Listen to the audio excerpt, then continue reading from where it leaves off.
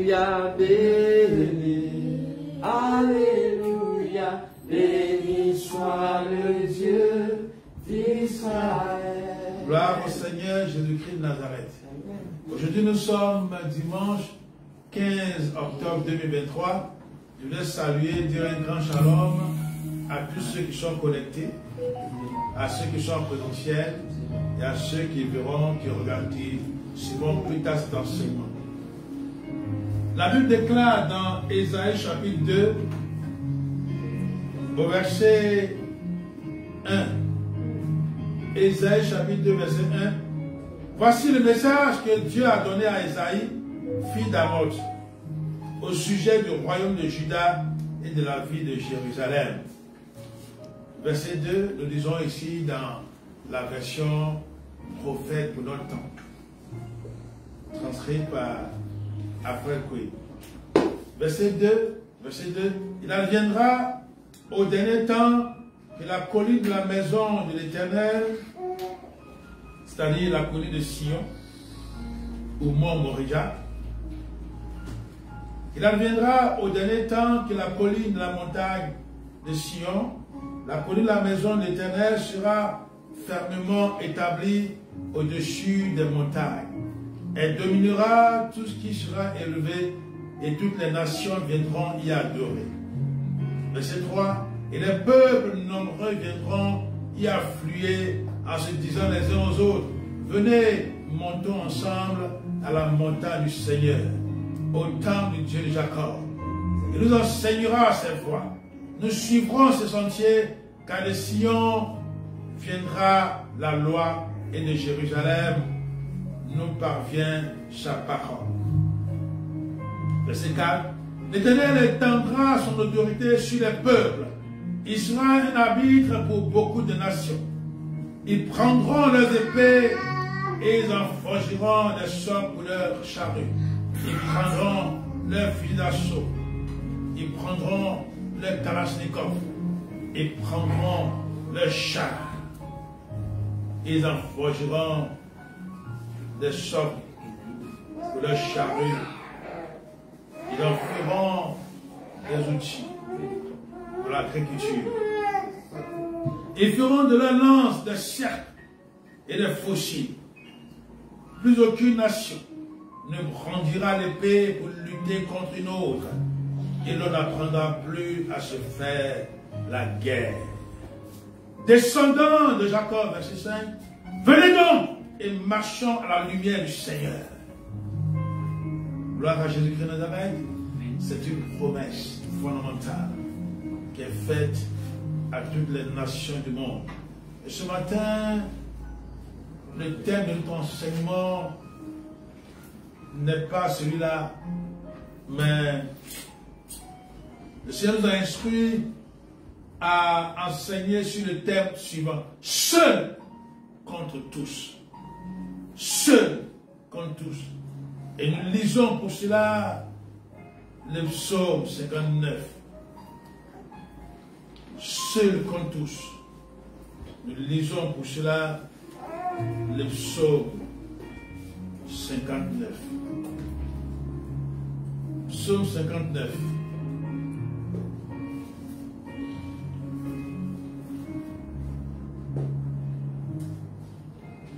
Nous lisons le psaume 59. Je lis ce psaume dans la version seconde 21.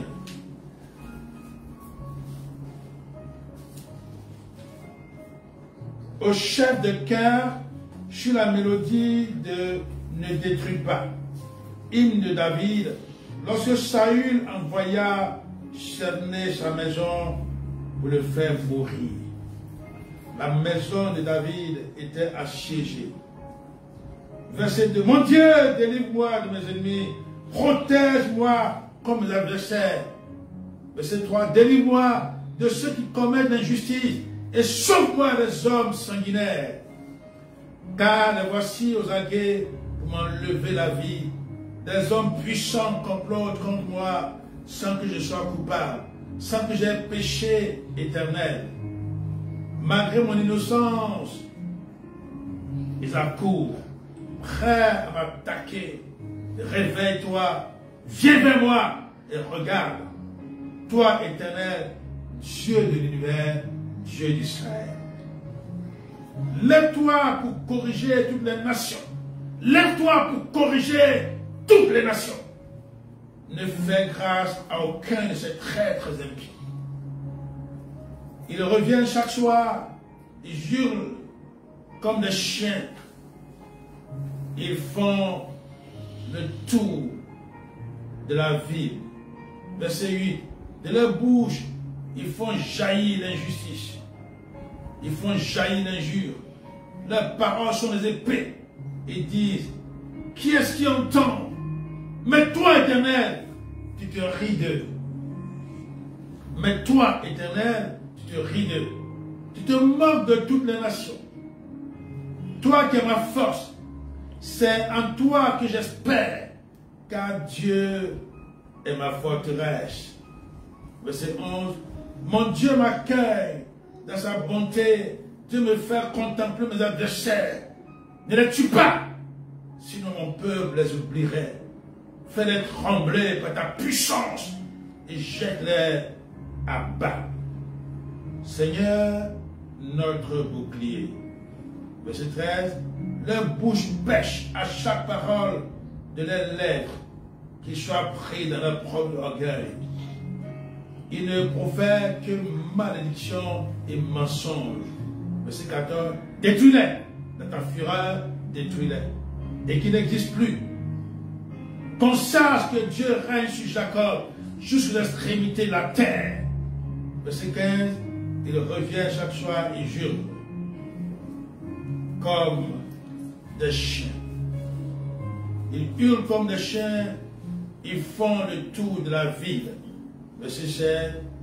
Ils errent çà et là, cherchant la nourriture. Ils passent la nuit sans être rassasiés. Verset 17. Quant à moi, je chanterai ta force. Dès le matin, je célébrerai ta bonté. Car tu es pour moi une forteresse. Verset 18. Toi qui es ma force, c'est pour toi que je veux chanter. Car Dieu, mon Dieu si bon, est ma forteresse.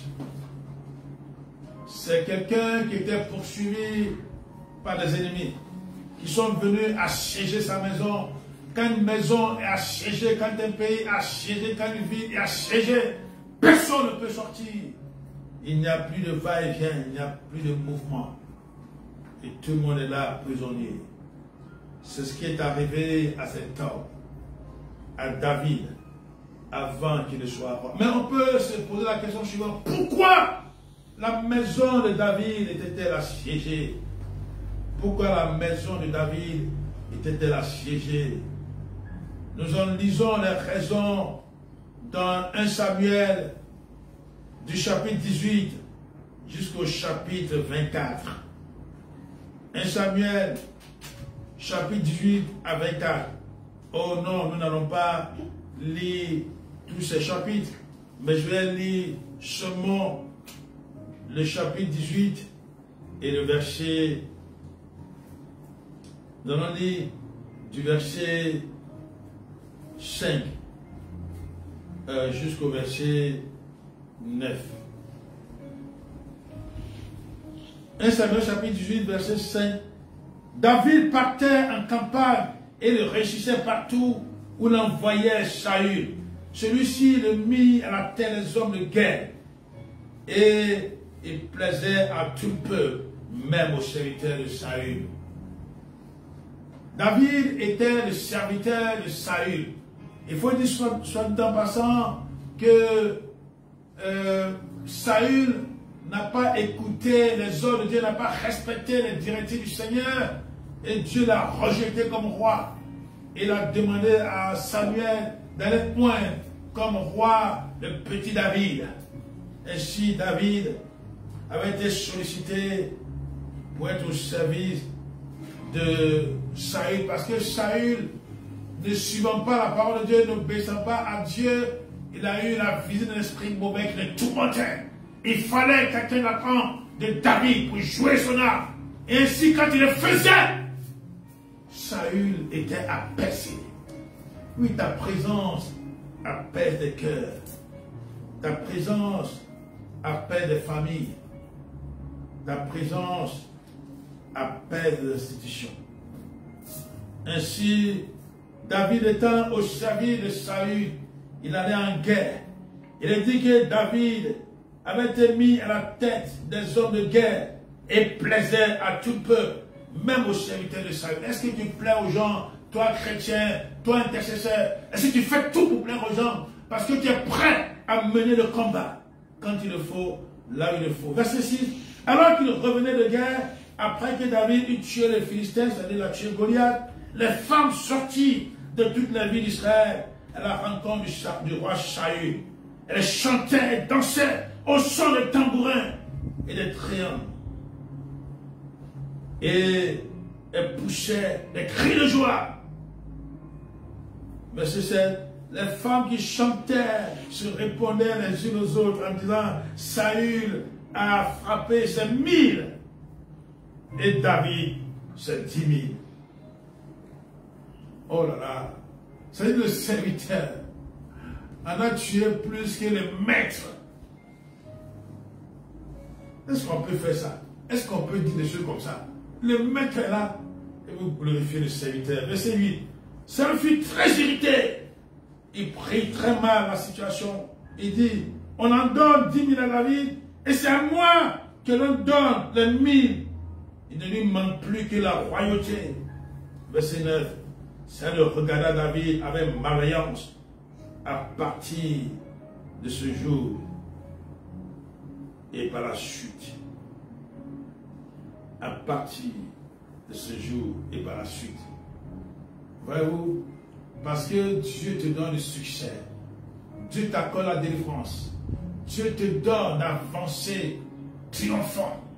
À cause de cela, celui qui est ton maître, ici c'est le maître, mais dans bien des cas, c'est le frère, c'est la sœur, les deux femmes, les deux sœurs qui avaient accouché une même nuit, vous rappelez que l'une ayant mal dormi, ayant écrasé son enfant, sa sorcellerie l'a poussé à tuer son enfant, elle s'est levée de très bonne heure, alors que sa sœur dormait, elle est allée prendre le bébé de sa sœur, elle a dit: oui, c'est le mien.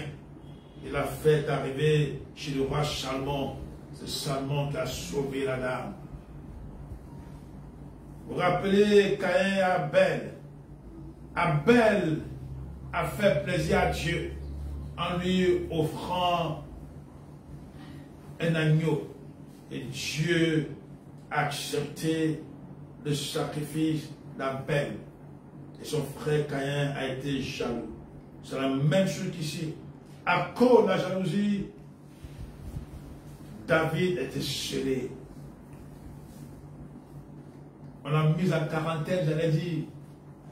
Plus personne ne devait entrer dans sa maison et lui-même ne pouvait pas sortir. Il était seul contre tous. Et c'est cette misère, j'allais dire, qu'il a égrenée ici dans le psaume 59. Oh, ce psaume est tellement riche. Ce psaume est une arme de guerre. Psaume 59.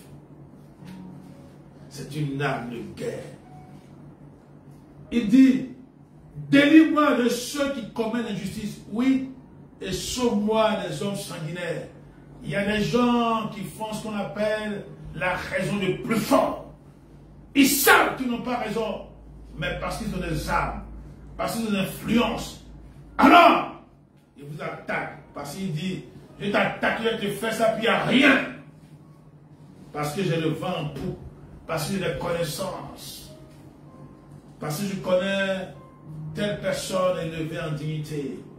Et moi, je peux donc te faire ce que je veux. Et tu ne peux rien faire. Ou je peux te détruire. C'était ainsi ces hommes qui commettent l'injustice. Oh, peut-être que tu as une affaire qui te fait l'injustice. Et comme tu ne connais personne, toi qui es innocent, c'est toi qu'on traite comme un coupable. Oui. Et c'est exactement ce qu'il avait dit. Des hommes puissants complètent comme moi, sans que je sois coupable, sans que j'aie péché éternel. Malgré mon innocence, vous êtes prêts à m'attaquer. Alors, nous l'avons compris. David plaisait aux gens. Mais David, c'est le bien-aimé. C'est l'homme sur le cœur de Dieu. C'est celui que Dieu a choisi en remplacement du roi rebelle, Saül. Et à cause de cela, Saül en veut. Jésus dit dans Matthieu chapitre 10, le verset 22. Matthieu chapitre 10, verset 22. Concernant ses disciples. Matthieu chapitre 10, le verset 22. On peut se poser la question, pourquoi le disciple est si seul? Pourquoi les disciples sont si seuls? Pourquoi ceux qui veulent plaire à Dieu sont si seuls? Jésus a dit donc dans le verset 22 de Matthieu 10, vous serez détestés de tous à cause de mon nom, mais celui qui persévérera jusqu'à la fin sera sauvé. Vous serez détestés, haïs de tous à cause de mon nom. C'est ça qu'on appelle la persécution. Beaucoup de gens aujourd'hui proclament leur chrétienté. Beaucoup disent qu'ils sont convertis, ils sont à Jésus-Christ de Nazareth. Mais lorsque nous observons, comme il a dit dans Timothée, ils ont l'apparence de la piété, mais renient ce qui fait la force de la piété. Ils sont pleins d'hypocrisie. C'est à peine s'ils pouvaient réagir et défendre le nom de Jésus-Christ. Lorsqu'il a choisi, il choisit de faire la compromission. C'est pour cela que beaucoup de dénominations, dans beaucoup de dénominations, c'est le monde qu'on vit d'une certaine façon. Parce qu'on n'est pas tout entier à Jésus-Christ de Nazareth. On est tiers. Oh, Dieu dit dans l'Apocalypse, puisque tu n'es ni chaud, ni froid, je te vomirai ma bouche. Peut-être que tu as une église, tu as une religion que tu as fréquentée, ou que tu continues de fréquenter. Mais quel en est? Où est-ce que tu en es? Dans ta relation avec le Seigneur. Est-ce que tu pratiques Éphésiens 5:10, où il est dit qu'il te faut observer toutes choses, il te faut considérer toutes choses en choisissant de faire plaisir à Dieu. C'est comme ça que tu dois examiner toutes choses et examiner ta vie. Oui, David était seul. Aujourd'hui, il y a des personnes qui sont seules. Il y a des pays qui sont seuls. Il y a un pays particulièrement qui est seul. Et donc, Christ a dit, nous allons lire Luc 21, 24. Christ a parlé de cette nation. Luc chapitre 21, verset 24. Jésus parlait de la destruction future du temple de Jérusalem au 1er siècle par les Romains. Et il dit au verset 24, ils, les Israélites, tomberont sous le tranchant de l'épée.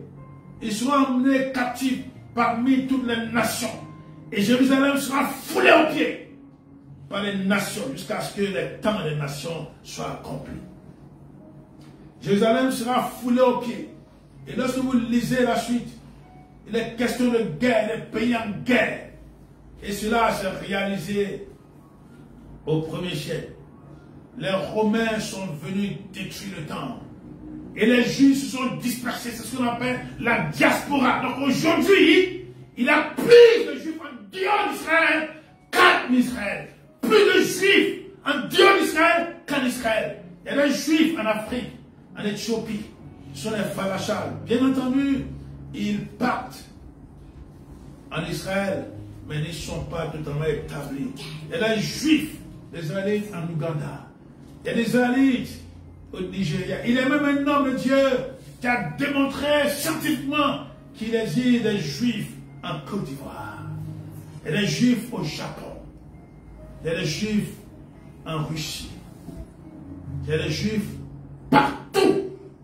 En Europe, je ne sais pas citer, c'est évident. En France, il y a des Juifs, il y a des Israélites partout. Donc ils sont plus nombreux en dehors d'Israël qu'en Israël. Mais pourquoi est-ce qu'on en veut tant à cette nation? Je ne fais pas de politique. Je ne défends personne. Christ a dit dans Matthieu 24, il a dit aussi, on peut lire la même chose dans Luc 21, il a dit, cette race ne passera pas que ces choses aient lieu. Alors on pense qu'il s'agissait en réalité de l'année où les Romains sont entrés à Jérusalem pour détruire le temple et pour disperser les Israélites. Et la race dont il s'agit, on peut remplacer ça par génération. Mais en réalité, toutes les prophéties ont un accomplissement à court terme, à moyen terme et à long terme.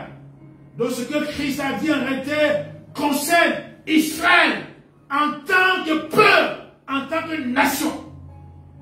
Oui, pas seulement concentré dans ce petit pays, mais au-delà. Il est dit, Christ a dit que cette race-là, ce peuple-là, ne passera pas avant que sa venue, son retour n'arrive. C'est ce que tu dois comprendre. Donc en réalité, les événements auxquels nous assistons sont ce qu'on appelle prémonitoires. C'est-à-dire que cela annonce le retour imminent de Jésus-Christ de Nazareth.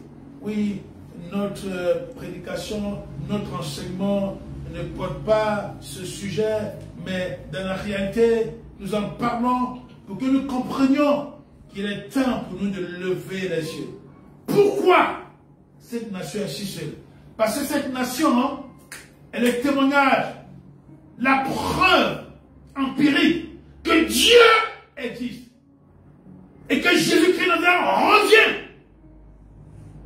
Cette nation est la preuve empirique, la preuve concrète que Dieu existe et que Dieu s'est fait chair. Dieu est venu à travers un homme.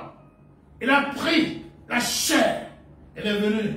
Parce que comme quelqu'un le disait, lorsque Dieu envoie ses représentants, les anges, par exemple, ils ne font peut-être que quelques heures. Parce qu'un an ne dure pas. Vous vous rappelez que le combat, lorsque l'ange était venu agresser en guillemets Jacob, il a dit à Jacob à un moment donné, laisse-moi partir.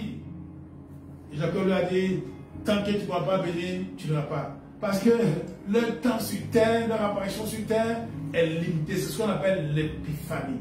C'est-à-dire que Dieu vient par un ange. Et l'ange a dit à Jacob, tu peux voir mon nom, c'est mon nom que tu cherches. Comment toi-même tu t'appelles? Et puis Dieu l'a transformé. Il dit désormais, tu seras Israël. Celui qui lutte avec Dieu, les hommes, qui s'en sort vainqueur. Israël lutte avec Dieu, lutte avec les hommes, et s'en sort vainqueur. Parce qu'en réalité, la nation d'Israël, c'est l'Église. La nation d'Israël constitue le temple de Dieu. Comme aujourd'hui, tous ceux qui ont accepté Christ Jésus forment le corps de Christ. C'est l'Israël spirituel. Alors pourquoi donc David était si opprimé? Mais parce qu'il défendait la justice de Dieu.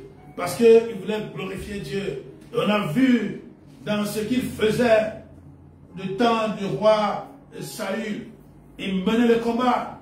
Il avait le zèle de défendre Dieu. Il faisait tout pour Dieu.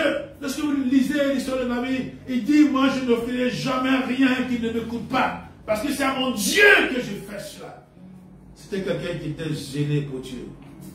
À cause de cela, il était la preuve palpable qu'il faut aimer Dieu de tout son cœur, de toute son âme, de tout son esprit. Et pour cela, on le haïssait. Le roi rebelle, le roi qui a trahi la volonté de Dieu, qui n'a pas marché selon ce que Dieu lui a demandé, Saül lui en voulait témoin. Oui, il en est ainsi. Il en est ainsi tous les jours. toutes les fois où toi tu es déterminé, tu t'engages à obéir à Dieu, il y aura des gens qui vont t'attaquer. Il y a des gens qui vont t'en vouloir. Parce que tu veux que la justice de Dieu triomphe. Jésus l'a dit à ses disciples, vous serez haïs à cause de mon nom. Tu portes le nom de Jésus-Christ. Peut-être que tu le portes à la légère. Parce que tu es chrétien sur les apparences. Mais en réalité, tu n'es pas chrétien en tant que disciple de Christ. Parce que tu dis de toute façon, je suis qu'un homme, je peux vivre comme lui. Non, Dieu lui-même, il est venu par Jésus-Christ. Parce qu'il voulait respecter les humains. Tant qu'il ne s'était pas incarné, il venait, sa matérialisation physique était éphémère. Il venait, il partait, il venait, il partait. Parce qu'il était soumis, les gens sont soumis à des lois. Ils sont envoyés, mais ils repartent. Il ne peut pas rester là chez quelqu'un dormi. Non, non, non, pas. Oh, il fallait que Christ fasse 33 ans. Et il fallait donc qu'il vienne comme un terrestre. C'est pour cela qu'il a dit que en Christ se trouve corporellement toute la plénitude de la divinité. Il est pleinement homme, mais il est pleinement Dieu. Parce qu'il fallait qu'il vienne expérimenter la condition des humains en vue de sauver l'humanité. Tu te demandes pourquoi tu es très souvent pris à partie. Mais parce que tu aimes la justice. Tous ceux qui sont de bonne volonté sont pris à partie. La Bible nous dit dans Matthieu 6,33, cherchez premièrement le royaume de Dieu et sa justice, et toutes choses seront données par-dessus tout. Oui, si tu as en toi le bien, quel que soit ce que tu penses, même si tu penses que tu ne crois pas en Dieu, que tu es athée, non, c'est que tu as Dieu en toi. Parce que Dieu a mis en toi la pensée de l'éternité. Il faut lui plaire à toutes choses. C'est pour cela que tu agis ainsi. Donc tous ceux qui sont de bonne volonté, ils sont méprisés, ils sont haïs. Ils sont méprisés, ils sont haïs. Ils sont méprisés, ils sont haïs. Il faudrait que vous réveilliez, parce que quand on est là, on doit faire l'effort d'être éveillé, ne pas dormir. Jésus a dit à ses interlocuteurs, les paroles que je vous dis sont esprit et vie, sont des paroles qui sauvent. Il faut donc écouter. Donc, tous ceux qui veulent vivre pieusement en Christ, c'est ce qu'il a dit, Paul s'adressant à Timothée, il a dit, tous ceux qui veulent vivre pieusement en Christ seront persécutés. Mais les méchants vont continuer. Si tu veux être représentant véritable de Christ, si tu veux aimer Dieu, aimer Christ de tout ton cœur, hein, sache que tu as choisi d'être persécuté. D'une manière ou d'une autre, tu seras persécuté. Et en plus de cela, si là où tu es le représentant de Dieu, par tes agissements, par tes paroles, par tes actions, mais les gens seront contre toi. Tu peux même faire ce que tu veux. Tu peux même être mauvais si tu veux. Mais parce que on lit en toi que tu es une preuve vivante de l'existence de Dieu. Parce que Dieu a permis que tu échappes à la mort. Même si après tu vis n'importe quoi, comment, il y a des gens qui prient pour toi. Le parapluie des gens te couvre, te protège. Et pour cela, à cause de cela, les gens disent, celui-là, c'est la preuve que Dieu existe. Donc cherchons à le détruire. Parce que comment ça? Les gens souvent qu'il a été guéri de telle maladie, ou bien qu'il a eu tel diplôme, et qu'il est élevé, il faut qu'on le... Non, faisons-lui du mal. Sinon les gens là, ils vont aller chez lui là-bas, ils vont chercher à faire comme lui. Un peuple trimillénaire, combien de millénaires, un peuple qui a eu son histoire de façon continue jusqu'à nous. Je prie pour que le conflit entre frères, entre cousins, entre cousins germains, Israël et les Arabes, parce qu'en réalité, on parle à la Palestine, mais il ne faut pas réduire le conflit entre Israël et les Arabes à la Palestine, c'est au-delà. C'est toutes les nations arabes qui sont concernées, parce que Israël et Ismaël sont... Ismaël, en fait, est l'oncle d'Israël. Israël est le neveu d'Ismaël. Ismaël a comme frère Isaac. Vous comprenez comment, quand il y a un conflit entre des membres d'une même famille, c'est difficile à régler. C'est difficile à régler. C'est pour ça que la société familiale est terrible. La société familiale est terrible. Quand il y a des mésententes entre des frères et des filles, Caïn qui tue Abel. Et pourtant Abel est son frère. Mais moi ce matin, je supplie le Seigneur, je prie Dieu. Je prie, je demande au Seigneur d'intervenir, de toucher le cœur les uns des autres, afin que les âmes, comme nous avons lu, on a lu dans Ésaïe chapitre 2, que les âmes soient transformées en outils agricoles. Parce que le Negev a besoin de fleurir davantage, comme tous les autres déserts des pays où habitent ces peuples-là. Utilisons les armes, utilisons les pétrodollars, qui disent encore, utilisons les richesses innombrables dont Dieu les a dotés. Dieu a béni la nation arabe, Dieu a béni la nation israélite. Mais il faudrait que toutes ces richesses-là servent à faire du bien, au lieu de servir à financer les guerres, les armes. Non! Parce que le Seigneur tiendra pour responsable tous ceux que ça donne à de telles choses. Nous allons lire Romains, le chapitre 8, et du verset 18 au verset 25. Pourquoi es-tu persécuté? Pourquoi es-tu échaudé? Parce que tu as la preuve que Dieu est vivant. Tu as la preuve que Jésus-Christ est vivant. Jésus a dit, le salut vient des Juifs. Parce qu'il m'est décent. Dieu a choisi pour son existence sur la terre. Il a choisi d'être israélite. C'est ça qui gêne les gens.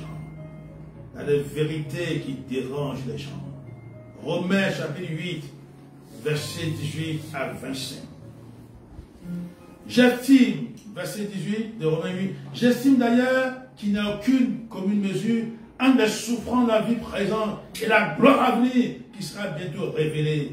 En comparaison de l'avenir magnifique que Dieu nous a préparé, les contrariétés de cette vie pèsent moins que rien. Verset 19, une profonde nostalgie étreint toute la création. Elle attend avec un ardent désir la révélation de la gloire des filles de Dieu. Toutes les créatures aspirent à l'avènement de ce jour où Dieu manifestera la vraie nature de ses enfants. Oui, ta vraie nature, Dieu va la manifester. Verset 20, car jusqu'à ce jour, la création livrée au pouvoir du néant tourne à vide, tout dépérit et meurt. Elle n'est pour rien dans cet état de choses, qu'en son gré, sans aucune faute de sa part, mais par solidarité avec celui qui a failli. Elle vit une existence sans but. Elle garde néanmoins un espoir. Les hommes investissent beaucoup d'argent dans cette question d'environnement. L'environnement, il y a des parts dessus.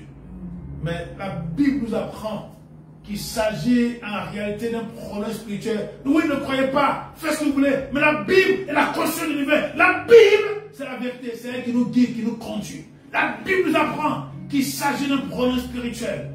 Parce que la chute entraîne aussi la chute, le dépérissement de la création.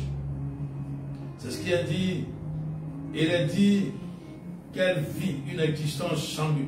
Elle garde néanmoins un espoir. Verset 21. Elle aussi sera délivrée un jour de son asservissement au puissant de mort. La tyrannie des perpétuels changements et les décadences inéluctables cesseront. Elle connaîtra la liberté de les enfants de Dieu glorifiés jour. Je ne méprise pas les actions que vous menez pour sauver l'environnement. Mais la Bible vous dit, me dit, et nous dit qu'il s'agit d'un problème spirituel. Oui, menons les petites actions que nous faisons. Finançons des projets de sauvegarde. Ou bien pour arrêter la déforestation et tout. Mais la Bible te dit qu'il s'agit d'un problème spirituel. Parce qu'en réalité, lorsque des gens sont commis à la destruction, tant que leur mentalité n'a pas été changée, tant que leur esprit n'a pas été libéré, délivré, ils continueront à détruire les forêts. Ils continueront à consumer, incendier les forêts. Ils continueront à extraire des métaux rares et à détruire l'environnement. C'est ça qui est la vérité. Parce qu'il n'y a que l'amour de l'argent qui est dans le cœur. Mais la Bible te dit que la nature, la création même, sera libérée de la tyrannie des variations climatiques, des changements climatiques. Oui, verset 22, nous le savons bien, en effet, jusqu'à présent, un profond gémissement monte de la création. Oui, tous les êtres soupirent et s'ouvrent dans une sorte de travail d'enfantement universel jusqu'à ce qu'un monde nouveau soit né. Verset 23, ils ne sont pas les seuls, nous aussi, nous soupirons au plus profond de nous-mêmes et nous vivons dans une certaine tension, car nous avons seulement reçu l'Esprit divin comme un acompte. Ce cadeau de bienvenue offert par Dieu nous donne un avant-goût de la gloire future. Aussi attendons-nous avec patience à être établis de plein droit, fils adoptifs de Dieu. Cette condition de vrai fils entraînera aussi pour nous la libération totale et la transformation de notre corps. Là, quand je suis ici, j'ai dit, je veux être en France à Paris, et puis j'y suis, à la seconde près. Je veux être à Sekomassi, et puis à la seconde près, je suis à Sekomassi. Je veux être à Sydney, et puis paf, j'y suis. Oui, ce n'est pas la société, parce que Dieu le transformera. Nous voyons au son, à la vitesse du son. C'est ce que la Bible dit ici. Ton corps sera transformé. Oh, c'est heureux. Et bien, il faut que tu acceptes d'être scellé. Il faut que tu acceptes que tout le monde soit contre toi. Parce que le bonheur qui sera le tien arrive bientôt. Verset 24, nous sommes bien sauvés dès à présent, mais la pleine réalisation de notre salut est encore à venir. Elle est l'objet de notre espérance. Mais qui dit espérance, dit attendre. Espérer s'oppose donc à posséder, à voir. En effet, ce que je vois réaliser, ai-je encore besoin d'espérer? Verset 27, espérer, se porter, c'est se porter vers l'invisible. Et nous attendons la réalisation de nos espérances avec la patience qui persévère en toute confiance. Persévère, même si on vient assiéger ta personne, on vient assiéger ta maison, même si tu es scellé, tu es mis en quarantaine, persévère. Parce que c'est toi qui seras élevé, glorifié. C'est toi qui vas vivre. Parce que tu as la preuve que Dieu existe. Tu as la preuve que les promesses de Dieu s'accomplissent. Moi, je suis la preuve que les promesses de Dieu s'accomplissent. Je suis la preuve que Jésus-Christ de Nazareth est vivant. J'en ai la preuve. Nous en sommes la preuve. Nous lisons pour terminer Éphésiens chapitre 1, du verset 3 au verset 14. Éphésiens, premier chapitre, pardon, du verset 3 au verset 14. C'est pratiquement la même chose que ce que nous venons de lire dans Romains chapitre 8. Éphésiens chapitre 1, verset 3 à 14.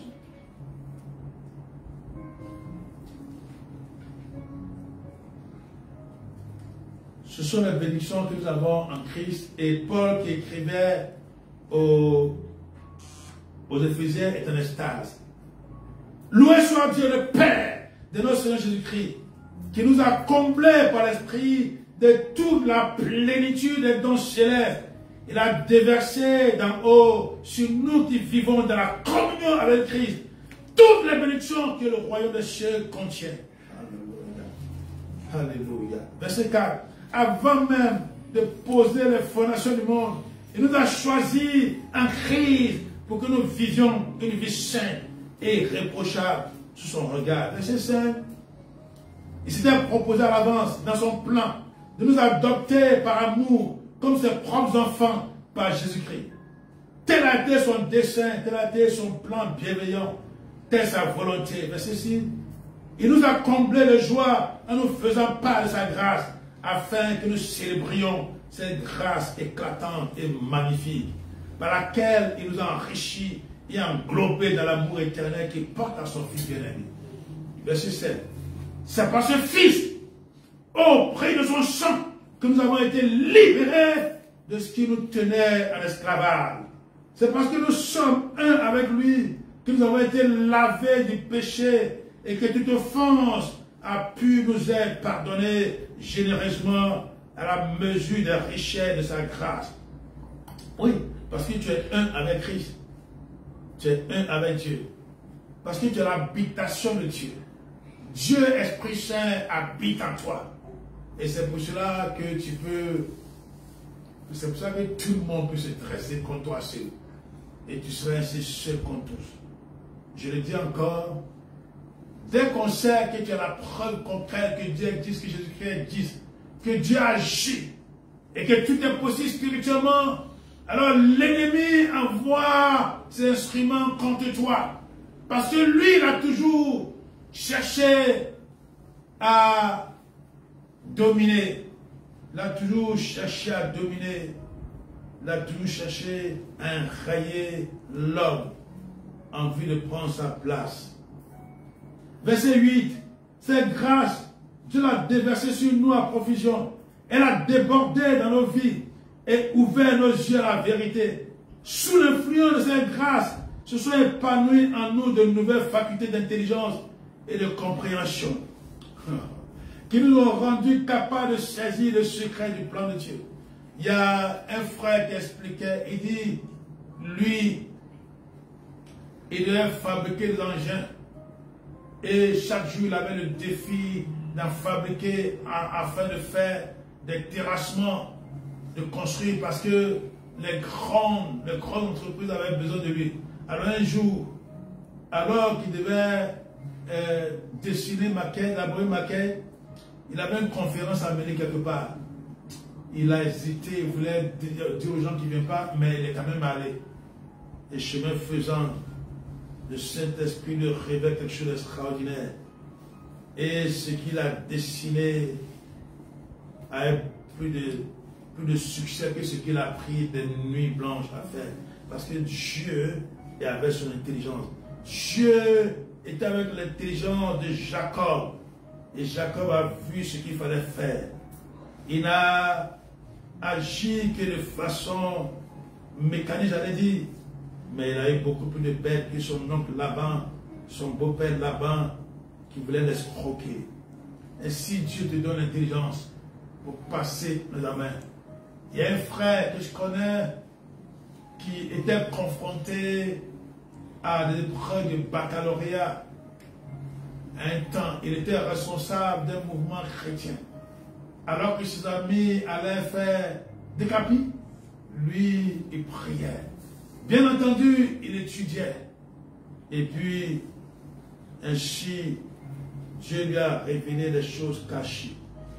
Il disait ça à ses amis qui ne croyaient pas, mais c'est ce qu'il a vu là, en songe, qui est tombé comme épreuve. Et ses amis l'ont nommé, l'ont traité de sorcier. Il a dit, je le dis, parce que Dieu me l'a révélé. Il faut que tu comprennes que sous l'influence de la grâce de Dieu sont épanouies en nous de nouvelles facultés d'intelligence et de compréhension qui nous ont rendus capables de saisir le secret du plan de Dieu. La plupart des inventeurs, la plupart de ceux qui ont découvert les choses sont disciples de Jésus-Christ de Nazareth. C'est ce que nous devons comprendre. Dieu est avec toi. Il faut que tu le saches et que tu avances. Ce plan qui de toute éternité, sa bienveillance lui a inspiré, il le portait dans son cœur pour le mettre à exécution au moment opportun. À présent, il nous l'a dévoilé en Christ. Et quel est l'aboutissement final de ce plan? Verset 10. Lorsque les temps seront mûrs pour cela, tout ce qui existe dans le ciel et sur la terre, l'univers visible et invisible, sera restauré, unifié et rassemblé sous le gouvernement du Christ. Tout trouvera sa perfection et son accomplissement en lui. L'histoire de l'humanité sera résumée et achevée en Christ. Le cosmos tout entier ne formera plus qu'un corps dont le Christ a la tête. Verset 11. Et dans tout ce qui appartiendra un jour au Christ, nous aurons notre part. C'est en Jésus-Christ que cela se fera. Et c'est en lui aussi que nous avons été déclarés héritier par décret de celui qui a le pouvoir d'accomplir tout ce que sa volonté a décidé. Nous avons été destinés à vivre pour célébrer sa gloire. Nous qui sommes les premiers aides de la création à placer notre espérance en Christ Jésus. Depuis longtemps, nous les Juifs, nous avons ardemment attendu notre Messie. C'est Paul qui écrit cette lettre aux Éphésiens. Maintenant, nous pouvons contribuer à la louange de sa gloire en vivant son honneur. Vous aussi, chrétiens, dans les non-juifs, c'est-à-dire dans les païens, après avoir entendu le message de la vérité, la bonne nouvelle de votre salut, vous avez mis votre confiance en lui. Vous voici donc en communion de Christ. Par votre foi, vous avez été scellés de l'Esprit Saint. Garde ces grandes promesses. Il faut que tu comprennes que tant que tu es dans le creux de la main de Saint Jésus de Nazareth, tu seras pris à partie. Tant que tu es la preuve papa visible que Dieu existe et qu'il fait des miracles, tu seras pris à partie. Il faut que tu comprennes cela. C'est pour ça que la parole de Dieu déclare dans le psaume 105, le verset 4. Et nous terminons par ce verset-là, psaume 105, et le verset 4. Nous voyons aussi cela, nous pouvons lire cela aussi dans 1 Chronique chapitre 16, le verset 11. Dans psaume 105, verset 4, il est dit: ayez recours à l'Éternel et à sa force. Recherchez constamment, continuellement sa présence. Il faut que tu t'assènes à cela. Il faut que chaque jour, instant après instant, tu recherches la présence de Dieu dans ta vie. Parce que cette présence est salutaire. Au nom de Jésus-Christ. Amen.